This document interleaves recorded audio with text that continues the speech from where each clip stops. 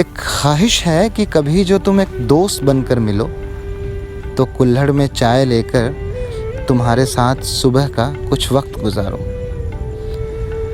तुमसे बातें करते शायद देख पाऊं तुम्हारी आंखों में छुपे वो सारे राज जो लाख कोशिशों के बावजूद तुम्हारे अंदाज में देख नहीं पाया ये तुम्हारा समाज।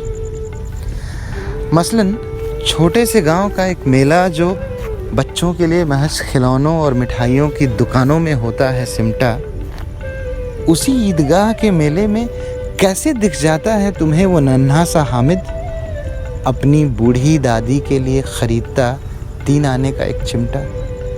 घूसखोर नौकरशाहों के समाज में जहां हमें अंदाज़ा भी नहीं कि कोई ईमानदार अफसर भी कहीं होगा, कैसे मिल जाता है तुम्हें वो एक बंशीधर सेठ आलोपी दीन के पैसों के सामने अडिग चट्टान की तरह खड़ा तुम्हारा नमक का दरोगा। एक समाज जहां बदले की भावना का फैशन हो, लोग बेधड़क रच लेते हों जैसे को तैसे का षड्यंत्र, कैसे दिख जाता है तुम्हें वो बूढ़ा बेसहारा भगत अपने इकलौते बेटे के हत्यारे में फूंकता जीवन का मंत्र। एक समाज जहां माँ बच्चे की उंगली पकड़कर सिखाती हो कि कैसे है गिरना और कैसे संभलना, उसी समाज में तुम्हें कैसे दिख जाती है वो बूढ़ी काकी और उसका बचे खुचे खाने में पूड़ी और जलेबी के टुकड़े तलाशना।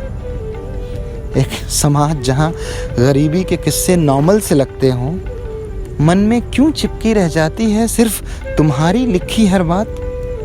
कफन के पैसे से शराब पीते आज भी नज़र आते हैं कहीं घीसू और माधव, तो किसी खेत में पड़ा कोई हल्कू ठंड में आज भी गुजार देता है पूस की एक रात। जिस देश में उसका राजा सबको सिर्फ हिंदू या मुसलमान दिखाई देता है, न कायदे से कोई परीक्षा होती है, न परीक्षकों में सुजान सिंह जैसा कोई वफादार दीवान दिखाई देता है, उसी देश में कैसे मिल जाते हैं तुम्हें अलगू चौधरी और जुम्मन मियाँ।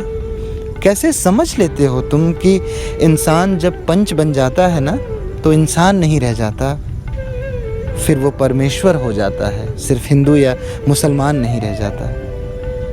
चाय की आखिरी चुस्की के साथ ये सारी बातें पूछनी है मुझे तुमसे, और फिर तुम्हारे चले जाने से पहले गौर से देखना चाहूँगा कि बिना धनपत राय के धन के और बिना नवाब राय की नवाबी के कैसी थी तुम्हारी तकदीर। वो एक फटा हुआ तुम्हारा जूता और एक मटमैले कुर्ते में लिपटा कैसा था तुम्हारा दुबला शरीर, जिसने महज 56 सालों में तैयार कर दिया नाटक, कहानी और उपन्यासों की इतनी बड़ी जागीर। जब हास्य लिखा तो गुदगुदा दिया, जब दर्द लिखा तो रुला दिया।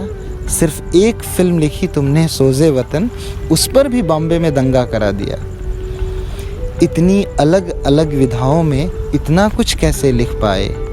प्रेम और कल्पना में लिपटे साहित्य को वास्तविकता की धूप में कैसे खींच लाए। आखिर में छूना चाहूँगा एक बार तुम्हारी दावत में रखी वो भावनाओं की जादुई स्याही। नमन है तुम्हें प्रेमचंद्र, तुम ही हो सही मायने में कलम के सिपाही, कलम के सिपाही।